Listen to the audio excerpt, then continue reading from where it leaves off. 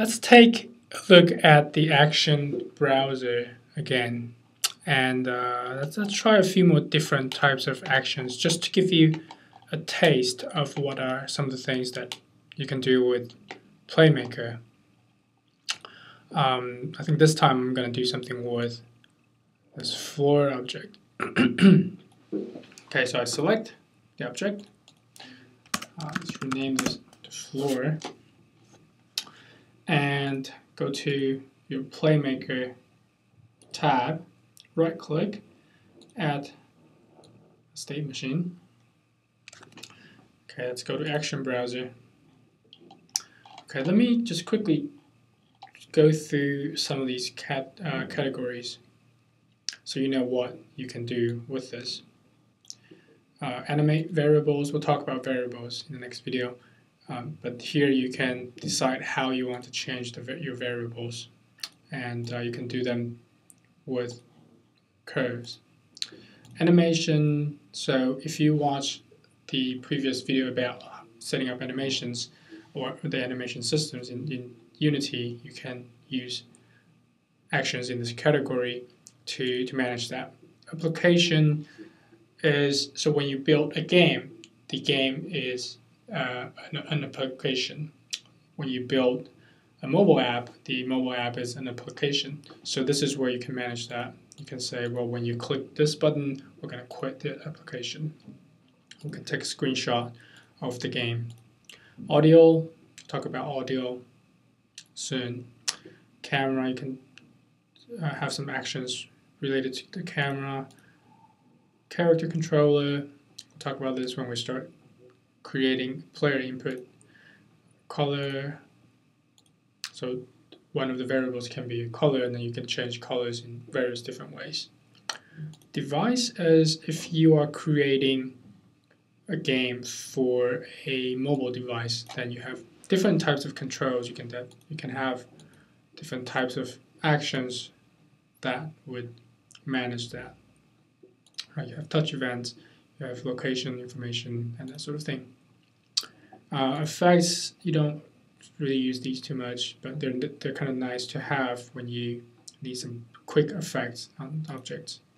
Game object, this is a little bit more complicated, but basically you can manage how the game objects here are manipulated or handled. You can destroy them, you can deactivate them, you can add more components during runtime. So when the game is running, you can program the game to do these things for you.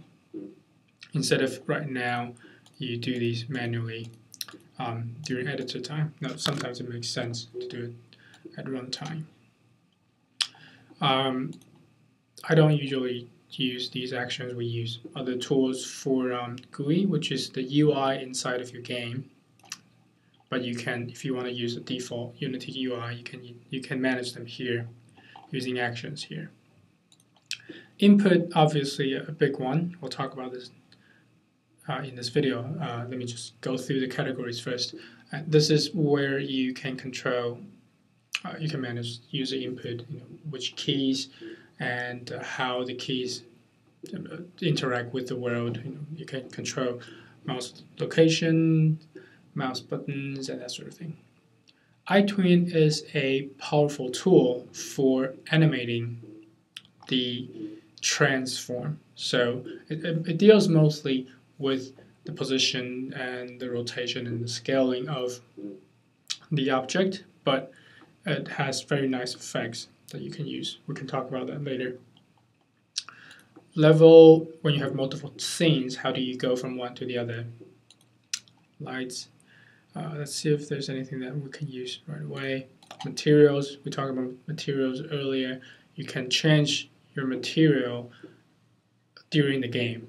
So maybe we'll use this for this example. Math, if you have variables, you can use the actions here to sort of calculate how the variables should be updated. Let's see. So some of these you probably don't need to worry about for now. Player prefs, we'll talk about this a little bit later. This is basically the saved data for your game. let's say high score, local high score, or you want to track how far the player has progressed in a game. It's all inside player prefs. We sort of talked about render settings. So you can have an action that says, okay, when the game is at this point, when the character comes to this point, change the skybox to a different one, so change from daytime to nighttime, and then you'll see that during the game. Script control, we're not going to worry about that since we're not doing any sort of coding, but if you have scripts that you want to interact with Playmaker, this is what you will do. The actions you'll use. State machines, similar kind of things. If you have multiple state machines across different objects or within the same object, you use these actions to interact with them. Strings, time, we talked about time a little bit with the wait action. Anything related to time is in this category. Transform, a big one. This is how you manipulate objects in the scene in terms of positioning, rotation, and scaling. And a nice one that I always use is smooth look at, so you can have an object that looks at another object continuously. But don't worry about it for now. We're not using it yet. Vector 3 sort of deals with anything that's a vector 3 variable. We'll talk about that in a bit. So just a quick overview of the actions, and let's see. Another thing I want to mention is when you click on an action, you'll see this little preview window. Now you can turn this off, or I usually leave it on. It basically gives you a quick glance at what are some of the options inside the action, right? So some of these are fairly complex. For example, if you go to an eye-twin action, then you have a lot of different variables that you can tweak. Some of them are fairly simple. Right, for example, application quit, there's no option. It just quits the application. Right. And another thing that you can do, and this is very handy, is when you are looking at an action, you can click on this little button here, help button, and it will go to the Playmaker website and explains what this action does. So I was looking at take screenshot. When I click on that, it goes to take screenshot action, a brief description, and explanation of the different options inside this action. And this is great because sometimes you're not sure what that does or how to use these variables, various options. You click on that the button, and that just explains everything to you. So that's very handy, and you can access that from here, or if you close the action browser, let's go back to our cube because we've got some actions there. So on the state, in the action that's in the state, you also have this button that you can click, and it'll open up the browser and go to the info page, so you can learn a bit more about this particular action. Okay, so let's make this so that whenever we click, whenever the player clicks on the floor here, we change the color. So let's see if we can do that. Now the first state, so now again, we're on the floor object, and if you don't have a state machine, then make sure you add it by right-clicking here. I'm going to do that again. Okay, I'm going to remove Playmaker, so now this is just a plane. Go to your Playmaker editor, right-click, add a state machine. I'm going to call the first state idle. So it's just idling. It's not doing anything. It's waiting for the player to click on it. Right. So that's the idle state. Right click again, I'm going to add a second state, and here I'm going to say this is new color. So I want the game to change color when I click on the floor. I want the floor to change color. Okay, Okay, so there are few ways you can do this. Right, so let's design the color state first. Okay, so we click on the action browser. You see all the actions here. And what we want to do is click on material and go to set material color. You can drag this into the state, or you can double click on it. Right, make sure it's user only. We want to change this object. And let's just click on color. You'll see this little color tab window, and then just pick a new color. Let's go with green. Yeah. Okay, so that's all it does.